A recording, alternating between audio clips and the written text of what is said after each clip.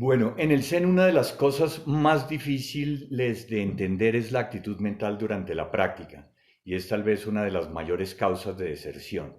¿Qué hacer con los pensamientos? Existe mucho prejuicio con respecto a lo que debería aportarnos la meditación y a lo que podemos conseguir si meditamos. Por lo general se cree que se trata de un estado sin pensamientos, la mente en blanco. Por eso hoy quiero hablar en detalle sobre la actitud mental durante la práctica de Zazen. En el Fukan Zazengi, que es un texto muy importante del maestro Dogen, luego de una detallada descripción de la postura y del entorno de la práctica, el maestro Dogen dice: inmovilízate en una posición estable, piensa sin pensar. ¿Cómo se piensa sin pensar? Más allá del pensamiento. Este es el arte esencial de Zazen. Esta cita viene del Zazen Shin, que es la aguja de acupuntura de Zazen. ¿Sí? Aguja de acupuntura porque se trata de un texto que es una medicina para la enfermedad de la ignorancia fundamentalmente, que es debido a la codicia, el odio y la confusión, pero también es para curar la enfermedad de un Zazen que busca algún tipo de recompensa. Este texto de Zazen Shin es basado en otro texto homónimo del maestro Wanshi Shogaku, que es un maestro muy importante en la tradición Soto. El texto inicia con una historia koan muy conocida y es del maestro Yakusan Igen, que es un maestro también muy importante en nuestro linaje. Yakusan Igen fue discípulo de Seki Toki-sen, el autor del poema de La esencia y los fenómenos se interpenetran, del Sandokai, que es un texto que se recita en los monasterios Soto-zen con mucha frecuencia. Y es a su vez el maestro de Ungan Donjo, que es el maestro de Tosan Ryokai, que es el fundador de la tradición Soto. Entonces, cuando el maestro Yakusan Igen estaba sentado, un monje le preguntó: ¿en qué piensa cuando está en la inmóvil postura sedente? Y el maestro respondió: pienso sin pensar. El monje preguntó: ¿cómo piensa sin pensar? Y el maestro dijo: más allá del pensamiento. Shiryo es el pensamiento, ¿sí? Fushiryo es no pensar, fu es la partícula de negación, y Hishiryo es la actitud de más allá del pensamiento. Y de estas tres actitudes, pensamiento, no pensamiento y más allá del pensamiento, es de lo que voy a hablar hoy en detalle. Shiryo no es una palabra común para pensar. Shi significa como tal pensamiento y se utiliza en otras expresiones en japonés. Pero ryo, la segunda parte, es muy importante porque se refiere a medición, a medida. Entonces, este diálogo no trata sobre cualquier forma de pensar, sino que se trata del pensamiento conceptual. No es, por ejemplo, de estar soñando despierto, sino es sobre la manera como nosotros nos relacionamos con las cosas desde nuestros conceptos, desde nuestras ideas. Es un pensamiento dirigido que compara una cosa con la otra y está basado en nuestras propias ideas, el valor que le hemos dado a las cosas. Es un pensamiento discriminador, ¿sí? Por eso hoy no nos vamos a ocupar de otras formas de pensamiento como la intuición o el pensamiento creativo, sino específicamente de esta forma de pensamiento que uno cree que aferrándose a los conceptos y a las definiciones puede controlar la realidad. Pero tenemos que hablar antes de cómo funciona el pensamiento conceptual, cómo se estructura el pensamiento conceptual para entender cuál es la actitud durante la práctica. Una de las funciones de nuestro cerebro, ¿sí?, como un mecanismo de supervivencia, es la necesidad de crear recursos de anticipación, ¿sí? Y esto se debe a que el cerebro utiliza muchísima energía para procesar la información. Se dice que utiliza el 20% de nuestra energía metabólica procesando la información. Entonces, si en cada circunstancia tuviera que manejar toda la información, pues el cerebro colapsaría. Por eso es muy importante crear mecanismos de anticipación para que en circunstancias similares ya sepa cómo puede actuar. Entonces, de esta manera va creando un algoritmo, va creando una programación para saber cómo comportarse en circunstancias similares. Si hay un peligro, entonces ya sabe cómo evitarlo, ¿sí? Y de esta manera vamos creando un mapa de la realidad, ¿sí? Pero ese mapa obviamente está configurado a partir del lenguaje, de las definiciones, de las ideas, de los conceptos que tenemos sobre las cosas. Esto en el budismo es lo que se considera los residuos kármicos, ¿sí? Los residuos de las experiencias pasadas, cómo almacenamos nuestras experiencias pasadas. Se dice en la neurociencia que de todas nuestras actividades en estado de vigilia, solo el 5% de las actividades son conscientes. El 95% obedece a esa programación. Por eso es que nosotros podemos caminar, comer chicle y chatear al mismo tiempo, porque no tenemos que pensar cómo mover los pies, no tenemos que pensar cómo mover las mandíbulas para masticar o los dedos, sino que es algo que ya está incorporado en nosotros. Es algo que mecánicamente lo hacemos desde esa programación, desde el saber cómo actuar en circunstancias similares. Por otra parte, también hemos condicionado ese mapa que hemos creado de la realidad a través de nuestras experiencias, a través de las sensaciones que tenemos durante las experiencias. El budismo considera que hay 3 tipos de sensaciones básicas: las sensaciones agradables, las desagradables y las neutras, ¿sí? Y desde pequeños tenemos esas experiencias, entonces vamos almacenando las cosas, les damos un contenido de valor en las cosas que son buenas, las cosas que son malas, lo que nos gusta, lo que no nos gusta, dependiendo de lo que nos produce placer o desagrado. Y así dividimos la realidad en 2 extremos, en 2 polaridades extremas. Y eso determina nuestros comportamientos posteriores, porque por lo general estamos buscando comportarnos de manera que logremos atrapar o reproducir esas sensaciones placenteras y lograr rechazar lo que nos produce desagrado. Otra cosa que hay que tener en cuenta con la manera como conformamos este mapa de la realidad es que nuestras percepciones están limitadas, ¿sí? El cerebro tiene un mecanismo también para eliminar la información que no es importante en el momento, básicamente la información que no tiene que ver con la supervivencia. Entonces bloquea información, por eso la percepción es muy limitada. Esto lo podemos entender claramente si pensamos en lo que pueden percibir otros animales, lo que pueden ver, oler u oír otros animales, ¿sí? Entonces nuestro rango de percepción es muy limitado porque se adapta a las circunstancias de lo que es conveniente para nosotros en el mundo en que nos vivimos, en las circunstancias que nos vivimos en el día, a diferencia de otros animales que se mueven durante la noche, por ejemplo. Entonces, lo que nosotros creemos ver de la realidad, lo que nosotros creemos que es la realidad, en realidad es algo muy pequeño.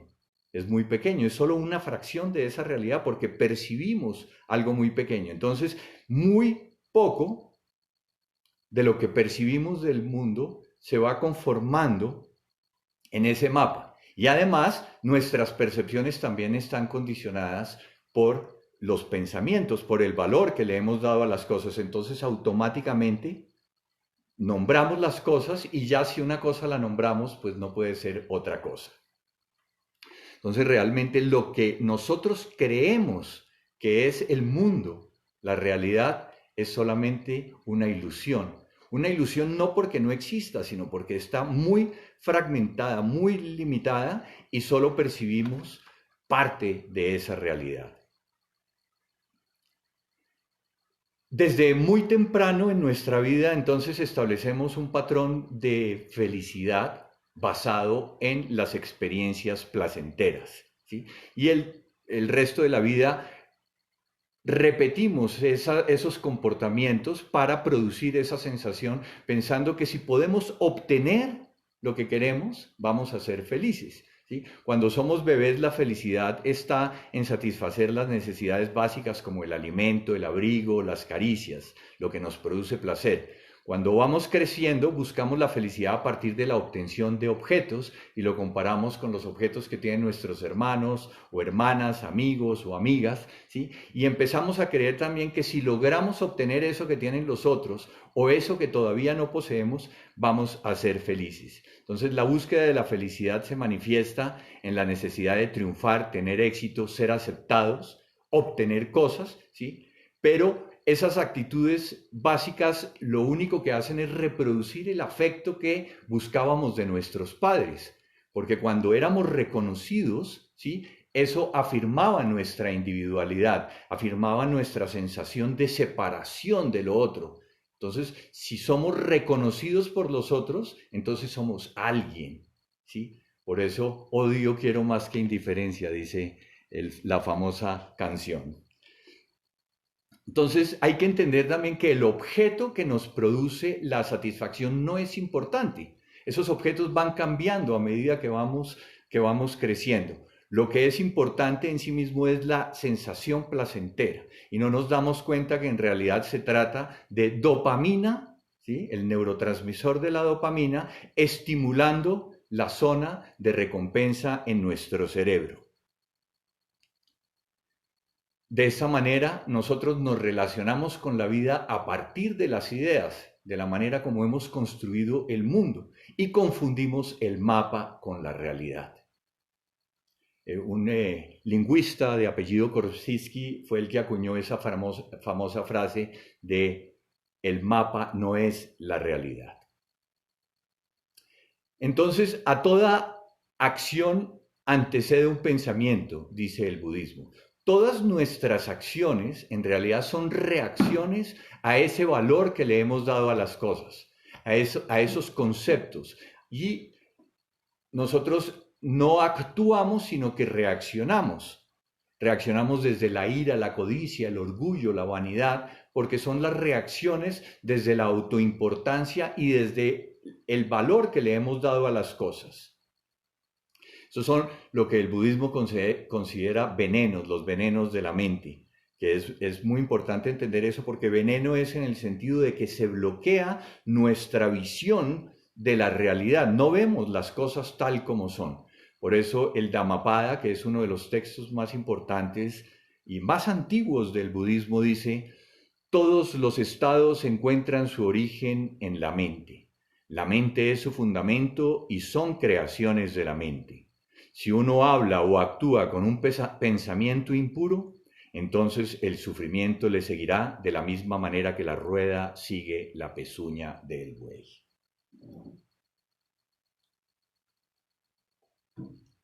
Así todas nuestras opiniones no son más que puntos de vista provisionales, visiones fragmentadas de la realidad.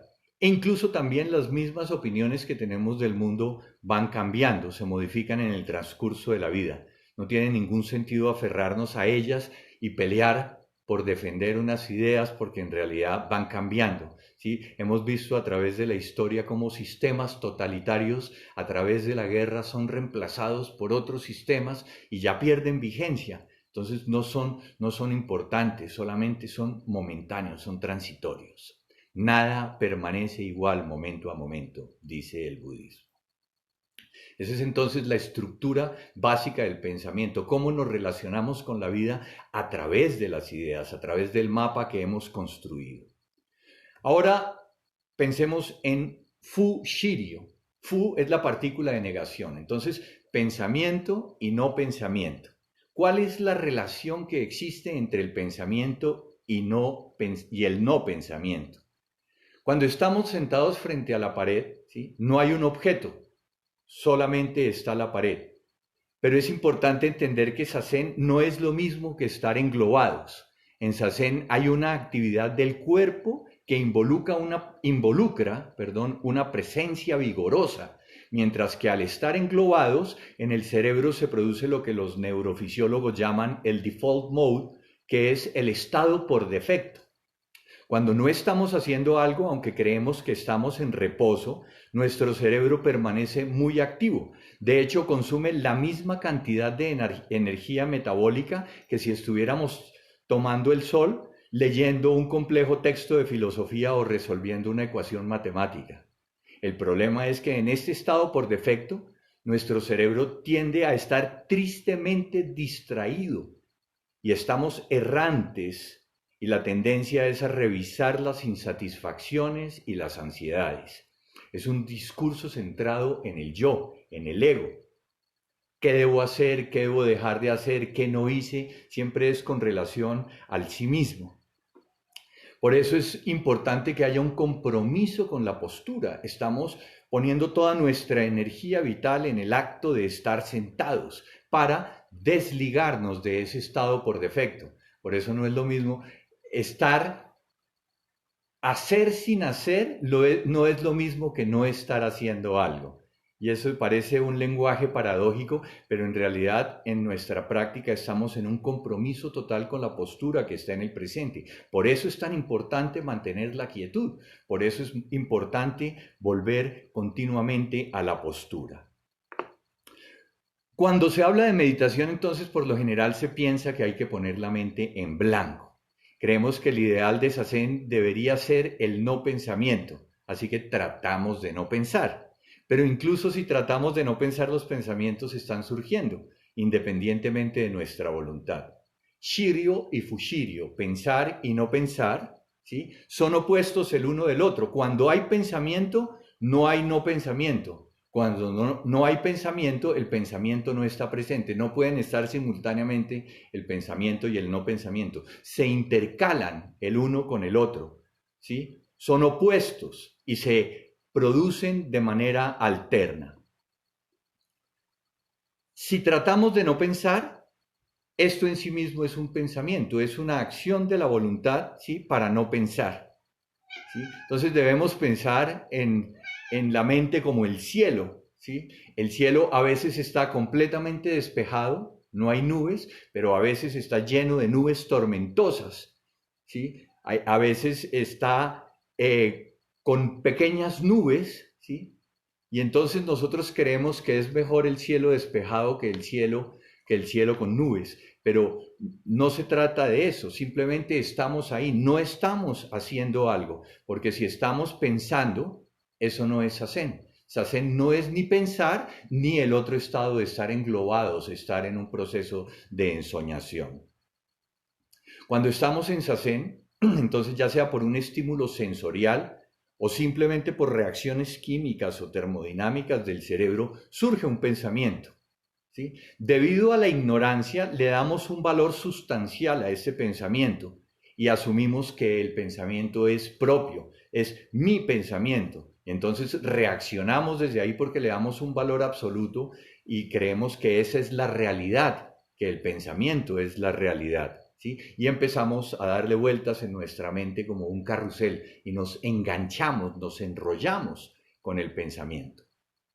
Muchas escuelas de meditación, incluso algunas dentro del budismo Mahayana, enseñan que la mente original es como la superficie apacible de un lago, ¿sí?, completamente en calma, que puede reflejar la realidad completamente sin obstrucciones, pero que debido a la ignorancia se forman olas sobre la superficie del agua y entonces eso impide ver la realidad tal como es. Entonces nosotros creemos que el ideal de la práctica es apaciguar de nuevo a través del estado de no pensamiento, apaciguar nuestra mente para que pueda reflejar la realidad de una manera total. Sin embargo, el maestro Dogen dice que las olas también son la realidad. La ignorancia no puede estar separada de la realidad absoluta, también está ahí. Entonces, no se trata de luchar contra ellas. En el Genjo Koan, el maestro Dogen dice: cuando una persona alcanza la realización, es como el reflejo de la luna en el agua. La luna nunca se moja, el agua jamás es perturbada. Aunque la luna es una luz vasta y enorme, se refleja en una gota de agua. La totalidad de la luna y hasta el cielo entero se reflejan incluso en una gota de rocío sobre una hoja de hierba. La realización no destruye a la persona, así como la luna no hace un hoyo en el agua. La persona no obstruye la realización, así como la gota de rocío no obstruye la luna en el cielo. Creemos que entonces que debemos eliminar la ilusión y alcanzar el no pensamiento, ¿sí? La ignorancia y la iluminación, dos cosas que están completamente separadas, ¿sí? Pero desde la perspectiva de la iluminación o del despertar no existe algo llamado ignorancia, no hay algo separado, mientras que desde la perspectiva de la ignorancia creemos que hay algo que es iluminación que debemos alcanzar, ¿sí? Pero eso es dividir y separar, esa es la actitud mental normal del ego, ¿sí? Separar bueno, malo, me gusta, no me gusta. La escuela Madhyamaka de Nagarjuna nos enseña que todas las cosas son vacuidad, son carentes de realidad esencial. El engaño no tiene naturaleza propia tampoco, no tiene naturaleza fija, por lo tanto no permanece. La ilusión es ilusión debido a que no está realmente ahí. Si estuviera, no es ilusión, si tuviera una sustancia propia. La ilusión es la ausencia de sabiduría que ve las cosas tal como son, ¿sí? Pero la ilusión misma no está ahí. Cuando vemos que la ilusión no tiene sustancia propia, ya no somos engañados por esta ilusión. Cuando realmente vemos a profundidad el engaño, lo vemos como parte de nuestra fuerza vital, como parte de la realidad que está ahí, ¿sí? Y entonces no estamos engañados. Con el fin de ver la claridad, ¿sí? Necesitamos una comprensión profunda de la vacuidad, de la naturaleza del sí mismo. Yo y otros, todos los seres, incluso la ilusión, carecen de entidad fija.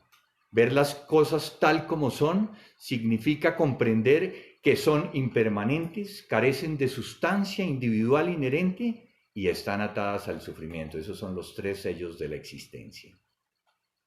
Por eso el sexto ancestro, Huineng, decía que no hay espejo que refleje la realidad ni polvo que se pueda depositar en él, porque el polvo es parte de la realidad, así no deberíamos luchar contra él. El polvo significa ilusión, nuestro pensamiento engañoso. Nuestra práctica de Zazen entonces no es una vía para eliminar nuestras ilusiones, para eliminar el polvo del pensamiento engañoso, ¿sí? Es simplemente soltar el pensamiento ilusorio. No mediante la voluntad, no es un ejercicio de la voluntad, ¿sí? Así no somos arrasados por la ignorancia, ¿sí? ¿Por qué? Abrazamos amorosamente la ilusión como parte de esa realidad que está presente ahí, entonces ya no estamos luchando contra ella. En el Zen se dice que cuando nos relacionamos con la realidad a través de nuestro mapa conceptual, fragmentamos la realidad y nos separamos, ¿sí? Si nombramos las cosas, entonces estamos separados. Las cosas y yo somos algo separado, ¿sí? Eso, desde nuestra posibilidad perceptiva, de todos modos, es un fragmento de la realidad, porque no la vemos de una manera total. Por eso es importante hacer lo que el maestro Uchiyama llamaba abrir la mano del pensamiento. La mano, él compara el pensamiento conceptual con una mano que trata de aferrar la realidad, ¿sí? Lo que decía al comienzo, creemos que si entendemos a través de los conceptos podemos tener control de la realidad. Aferramos, ¿sí? Por eso, abrir la mano del pensamiento no es algo que se haga con la voluntad. Abrir la mano del pensamiento en realidad es no interactuar con los pensamientos.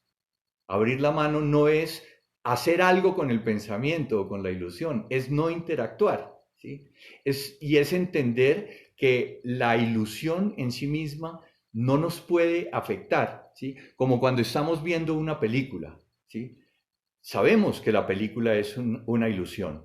Las cosas que suceden en la pantalla no son reales, ¿sí? Si nosotros pensamos que son reales, entonces sufrimos, lloramos, reímos, nos dejamos afectar emocionalmente por esas cosas. Pero si comprendemos que lo que hay ahí en realidad es una ilusión, pues podemos disfrutar la película sin ser engañados, sin dejarnos afectar. Entonces, el no pensamiento no es el estado ideal de nuestra práctica. No buscamos el no pensamiento en contraposición al pensamiento. Simplemente el pensamiento y el no pensamiento se intercalan ahí. Y ahí es cuando viene entonces Hishirio.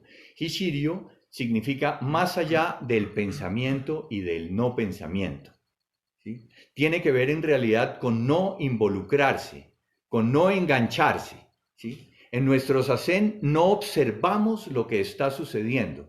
Está sucediendo, pero no hay alguien que lo esté observando, no hay alguien que esté haciendo algo. Solamente dejamos que todo siga yendo y viniendo. Lo que hacemos en realidad es simplemente estar sentados. A veces en zazen las cosas suceden en la mente, pero debido a que esto es zazen, no trato de pensar en eso, porque zazen no es pensar. No trato de interactuar con las cosas que están sucediendo. Solo dejo que las cosas sucedan, como las nubes, van pasando. No controlamos ni observamos. Eso es muy importante porque a veces se piensa que tenemos que observar los pensamientos, ¿sí? Pero no observamos nada, tampoco tratamos de eliminarlos. Si decimos ser conscientes de los pensamientos o despertar, ¿sí? En cierto sentido hay una separación entre el sujeto y el objeto. Hay alguien que está haciendo algo, pero hay que entender que el ego no es el que despierta, no es el ego el que despierta, no es el ego el que se ilumina. Precisamente es la realidad la que despierta porque no hay un ego que la esté obstruyendo. Entonces, por eso es muy importante entender que no estamos observando, simplemente estamos sentados. De acuerdo con el maestro Dogen, si nosotros estamos observando algo, esto es un problema porque estamos separando, estamos dividiendo la ilusión y el engaño de algo que nosotros creemos que es el despertar. Cuando estamos sentados, entonces somos como el cielo. Nuestra mente es como el cielo y los pensamientos son como nubes. Pero las nubes de alguna manera aparecen, ¿sí? Parecen permanecer por un rato y luego desaparecen, ¿sí? Pero nosotros no controlamos el movimiento de las nubes, no estamos haciendo algo con ellas.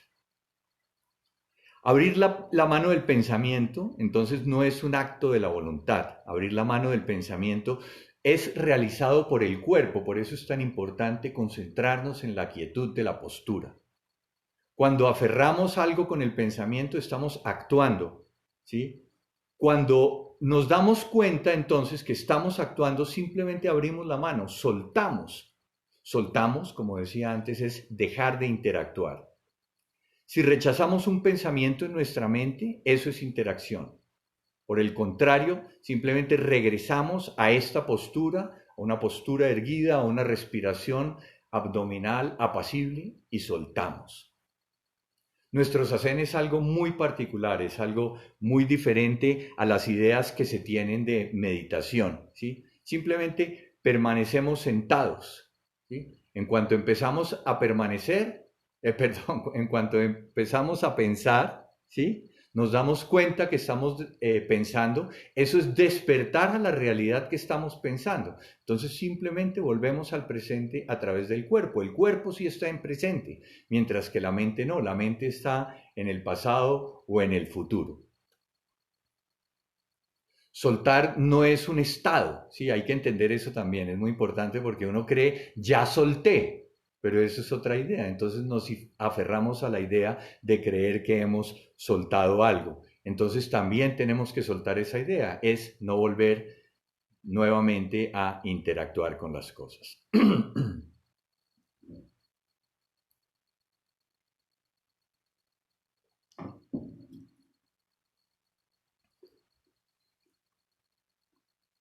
Entonces a veces nuestro zazen está completamente repleto de pensamientos. Otros momentos la mente está completamente despejada. Pero no se trata de buscar un estado con relación al otro, porque entonces estamos persiguiendo una experiencia de la mente, estamos buscando una experiencia psicológica, si preferimos una con respecto a la otra, estamos otra vez dividiendo y comparando. Entonces volvemos a utilizar la voluntad para conseguir un estado. no escoger, no escoger. Toda la vida está fluyendo en un momento, pero nosotros no estamos escogiendo algo en particular. Sí, la física cuántica nos dice, por ejemplo, que las realidades coexisten, ¿sí?, en superposición. El problema es si nosotros seleccionamos una, atrapamos una, entonces las otras quedan completamente descartadas y por eso la realidad se fracciona. Un discípulo del maestro Séquito, que ya nombramos, de nombre Tenno Dogo, le preguntó una vez: ¿cuál es el significado esencial del Dharma de Buda? Séquito dijo: ni ganancia ni obtención. Tenno preguntó de nuevo: ¿puedes explicarlo mejor? Entonces Séquito concluyó: el cielo inmenso no oculta ni obstruye las nubes blancas que flotan alrededor. Este es nuestro sacén, y las nubes blancas son nuestros pensamientos que van y vienen.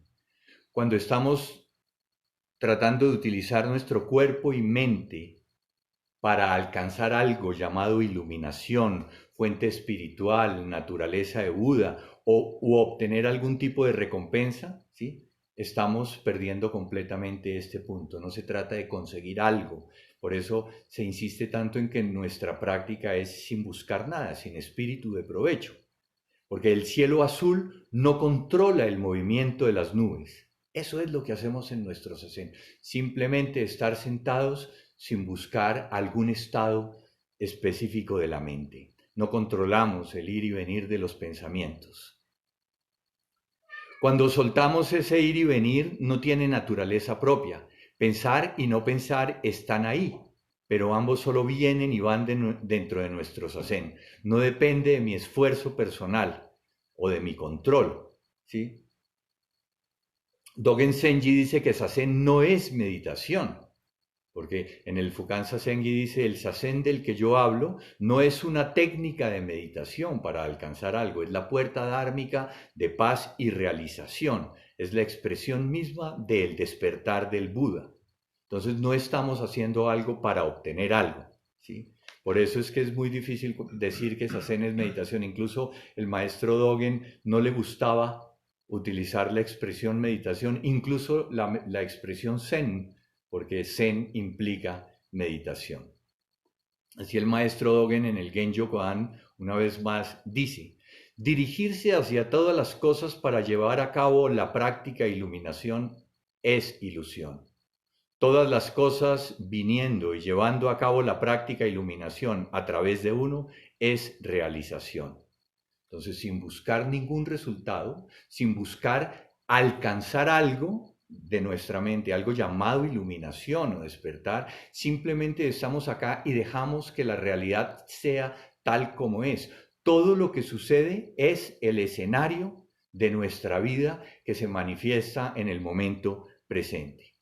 Entonces, es muy importante mantener la quietud, tener una buena postura estable, bien centrados, donde podamos relajar nuestro cuerpo, ¿sí? Es importante relajarnos. Si hay tensiones, vamos a estar luchando con las tensiones. Y así podemos mantenernos quietos y evitando las reacciones de los pensamientos, los juicios de valor, las categorías y sobre todo la necesidad de atrapar o rechazar la realidad, ¿sí? Nos deshacemos de las opiniones reactivas y de los puntos de vista mecánicos. Dejamos de ver la realidad desde nuestro yo. Renunciamos a responder de la manera mecánica a la que estamos habituados. Permitimos que nuestra esencia, que la fuerza de la vida que da existencia a nuestro ser, se manifieste más allá del pequeño ego que hemos fabricado. Ya no hay más un yo separado de los otros. Incluimos todo lo que existe y así nos liberamos del sufrimiento y liberamos a los demás del sufrimiento, porque ya no los estamos perjudicando de alguna manera desde nuestras reacciones mecánicas basadas en estar centrados en nosotros mismos.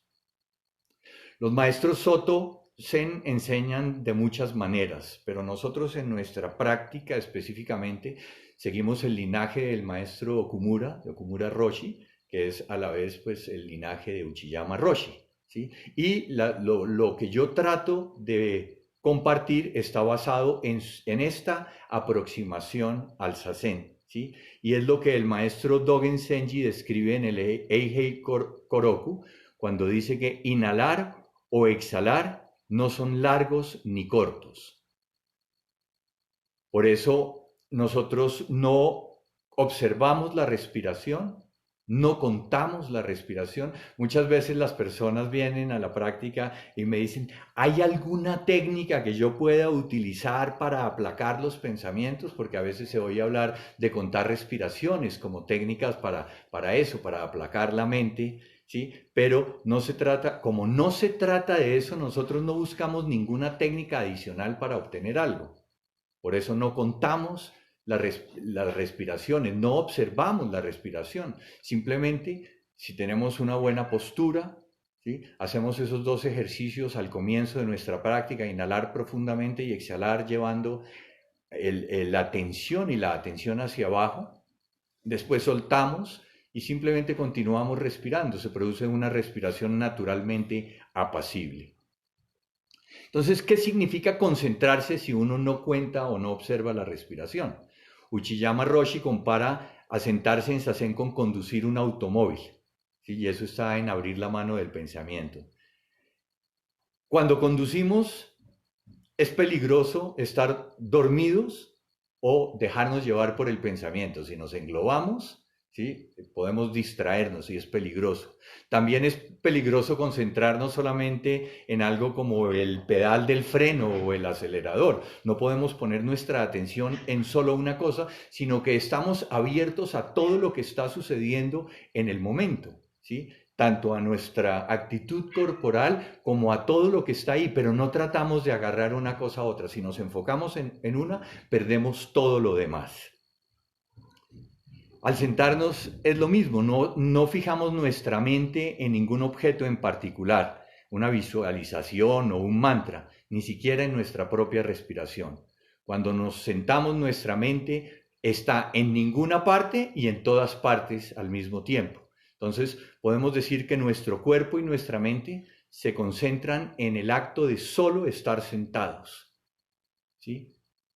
Con la atención puesta en que si nos damos cuenta que pensamos, entonces soltamos y volvemos al presente. Si nos englobamos, también volvemos al presente a través de la postura. Toda nuestra atención está puesta en toda la actitud corporal y el soltar permanentemente.